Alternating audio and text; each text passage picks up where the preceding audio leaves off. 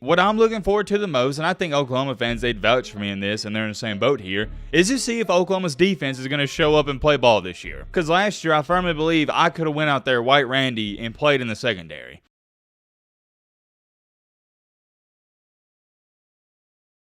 We got a pretty good slate of games this week. At 11 a.m., we got Colorado, the Buffaloes, and Nebraska at 2:30. I actually forgot. Oh, yeah, we got Ole Miss and Tulane. That's the top 25 matchup. And then we got ATM, Texas ATM, and Miami. That's going to be a good game. And at 6, the primetime matchup, we got Alabama and Texas. However, with that being said, outside those games I just listed off, there's 3 games that really pique my interest. And the reason they pique my interest is because we're going to learn a lot about these teams in this game. There's a lot of question marks about these teams we're going to talk about in tonight's video, but I think this weekend we're going to answer some of those questions. And I personally don't think we're going to be able to find out all the answers, but here's the thing, guys. I'm just ready to learn. I'm ready to learn about these teams. I'm ready to learn who's the real deal and who's not the real deal. We're going to talk all about that in tonight's video. And also, we got another topic to speak on. So we got not one, but 2 topics. And that is a crazy transfer report, or not a transfer situation, but an NCAA waiver situation. As to when I'm speaking, this is currently trending all over Twitter, and if you keep up with the college football world, you probably know what's going on. I'll leave it at this. It is madness, to say the least. People out there can't believe the NCAA did this. And here's my biggest thing, and we'll get to this in just a second. I don't understand what they gain from doing this. Like, what point are you trying to prove? I just think the NCAA is on a power trip like your local mall cop. You know what I'm talking about? You know those guys at the mall? They're not really cops, but they're riding around on the scooters and they think they're cops, so they go on a power trip. Yeah, that's what I'm talking about. Like, bro, just calm down. It's not that serious. That's how I feel about the NCAA. And that's how most people feel. That's what we're going to talk about in tonight's video. As always, real quick, if you're new to the channel and you've been liking our content and you're not subscribed, consider joining our amazing community. It really helps on the channel. And we're on the road to, not 200K, my bad. My apologies. We're on the road to 300K. What am I doing? What am I talking about? And oh yeah, as you can see, we're less than 10,000 subscribers away. We're on the final push. We got a great community. We're just guys and girls that like to support college football. If you don't want to join, that's cool too. All right, Matt, blah. Shut the crap up. No, without further ado, let's get into it. All right, let's start out with what has the college football world on fire first. And I'm just going to make a long story short here. The NCAA has, I'll just read it off word for word. The NCAA has denied the final eligibility appeal for North Carolina transfer wide receiver Tez Walker. Which, by the way, to give you some context and why this is a big deal and why I'm talking about this is because Tez Walker is wide receiver 1 for North Carolina and Drake May. He is, or was supposed to be, the best wide receiver this year. Not gonna lie to you guys, if this was some Joe Schmo playing for Indiana State Technical Institute, no, I wouldn't be talking about it. And nobody else would be talking about it. But since it is Tez Walker, yeah, we're talking about this. And here's why people are upset about this. I'm just gonna bring up the classic example. So the NCAA, they denied Tez Walker eligibility, right, for transferring from Kent State, but they've granted eligibility to JT Daniels, who has played for 4 different teams. Do you really want me to sit up here for the next 7 minutes and tell you how corrupt the NCAA is? Come on, man. I'm not going to sit up here and do that because, number 1, it just pissed me off and get me angry, and I don't feel like getting angry on my Thursday nights.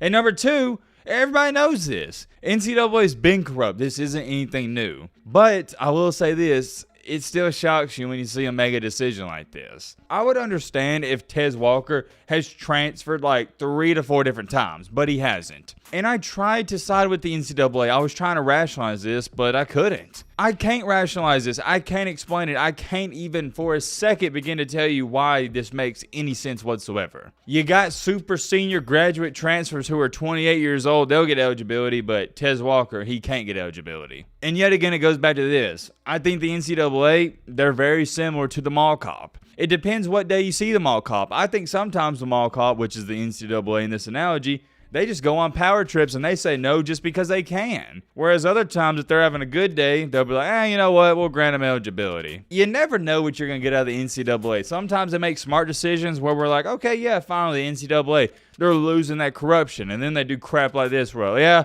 guess we're wrong about that. They're still corrupt. I did want to share that news, though, with you guys because it is trending, and I've had like 5 people ask me to talk about it already. Getting that out the way, though, let's talk about these 3 said teams that I personally feel like we're going to learn a lot about on Saturday. We'll start out with 11 a.m. first. Team number 1, and nobody's going to watch this game because everybody in the world is going to be watching Colorado and Nebraska, is no other than Notre Dame. Ah, yes, a good old fighting Irish. I'll tell you this much, they've impressed me in their first 2 games. Granted, they had cupcakes, but they still look good. I can't take that away from them. And you know this, guys. You know this. I am the last person to speak highly and kindly of Notre Dame. So if you hear me saying kind words like this about Notre Dame, you best believe it's real. And you also better cherish it if you're a Notre Dame fan, because it's not going to be often. Anyways, though, getting back on track here at 11 a.m., they play at NC State, and that's a hard place to play. I wouldn't consider it a hostile environment, like I said earlier in today's preview video, but it's not an easy place to play. It's NC State. Everybody knows they got crazy fans, and also they're known for pulling off upsets. And that's why I believe, as of right now, Notre Dame is only a 7.5-point favorite. I get it's on the road, but for a top 10 team to only be a 7.5-point favorite like Notre Dame, that's kind of low. In this ballgame, here's what I'm looking forward to the most, and it's why I'm saying we're going to learn a lot about Notre Dame. If they go out here and just kind of lollygag all throughout this game and win a close one,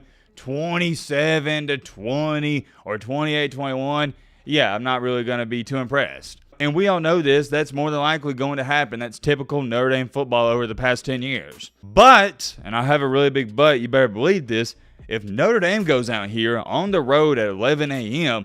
and they just completely dominate NC State on the offensive and defensive side of the ball, they win this game 45-10, 45-17, that's going to open my eyes. That's what I'm looking for, because of course I expect Notre Dame to win, but I want to see if they can go out here and send a message and dominate. I want to see if Notre Dame is the real deal or not, and I think we're going to know that, or at least get a sample size of that in this NC State game. NC State isn't to be taken lightly. I don't think they're a powerhouse, but they definitely can pull off the upset. I know what I'm going to get out of Sam Hartman. He's a seasoned vet. He's 29 years old. He's got 2 mortgages. He was good at Wake Forest. He's been good this year up until this point. That's not the X factor. The X factor is the entire Notre Dame offense and defense. I want to see if they can dominate. That's all I'm looking forward to. If they can dominate in this game, I might start talking about them with the big boys, but I guess we'll have to wait and see. Moving along here, though, to the second game where I feel like we're going to learn a lot in this game. And I thought about putting the Texas A&M and Miami game here and talking about it, but I don't think so, because I really don't think that game's an indicator of what's to happen in the future for both these teams.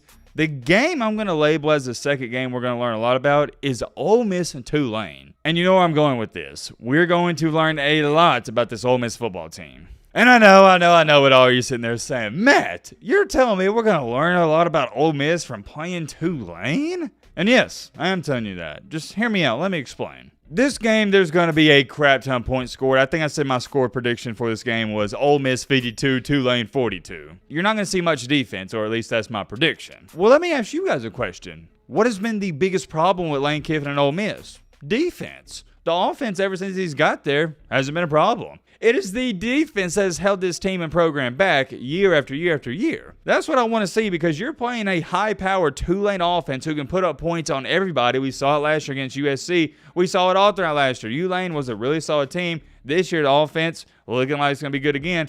I want to see, and we're going to learn a lot about this Ole Miss team, can they stop or just contain Tulane? We're not talking about Alabama, Georgia, Tennessee, souped-up, superior 5-star SEC opponents. We're talking about Tulane. I mean that in the most respectful way possible. Tulane doesn't have the talent and athletes to compete with Ole Miss. Or my bad, my apologies. They don't have the talent and athletes that should be able to compete with Ole Miss, because they can. I hope that doesn't come out wrong. I'm not trying to disrespect them. I think I'll get my point. Ole Miss is the better overall football team. There we go. And in this game, I think what everybody in the country should be paying attention to is the Ole Miss defense. Is this going to be another year where Ole Miss has to score 50 points just to win? Or can their defense show up sometimes? I want to see if this Ole Miss defense can hold high-powered Tulane to at least bare minimum under 28 points. And I know that's crazy to say, but holding Tulane to 28 or under, that'd be pretty good. I'm not asking a lot, am I? I didn't even say hold them under 21 points. Just hold them to 28 or fewer. If Ole Miss can't do that and they go out here and allow 40-something points, I know what to expect the rest of the season.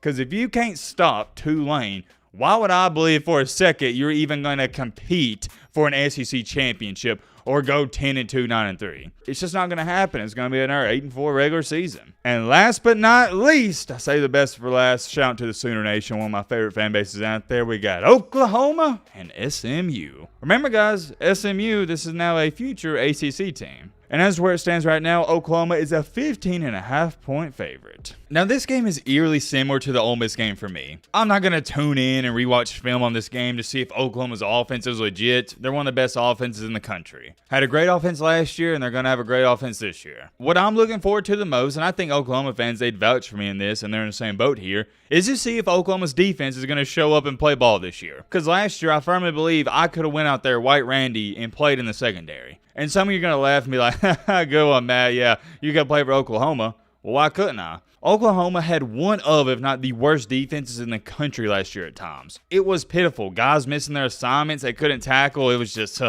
don't even get me started. I don't want to go down that rabbit hole. I'll just say it was embarrassing. And all throughout the offseason, what if Oklahoma fans told me, Matt, I'm telling you the defense, we've improved. It's BV second year. We're going to be much better. Okay, I heard you in the offseason. Well, now I want to see it because talk is cheap. Anybody can talk the talk, but can you walk the walk? SMU's got a pretty good offense, and I want to see if you can stop them. Will Oklahoma stop them? I have no idea. If I had to assume and guess and put my house on the line, I'd say probably not. I'm not a betting man. I'm not a gambling man, but that's how I look at every situation. I don't believe in the Oklahoma defense, and here's my question for anybody that does. Why do you? What has Oklahoma shown you for you to even think for a second they can stop anybody? Nothing. We're only one game into the season. They played Arkansas State. Okay, you whooped up on Arkansas State. Congratulations. Like, good gosh, man, give me a break. You shouldn't be excited about whooping up on them. Same thing as Alabama. You shouldn't be excited about whooping up on MTSU. I'm not saying never appreciate a win. Always appreciate a win. But don't overreact to it. Whenever Alabama beats an MTSU or Oklahoma beats an Arkansas State, I always call it taking care of business. It's like working out or running in the mornings. This isn't something you should be applauded for.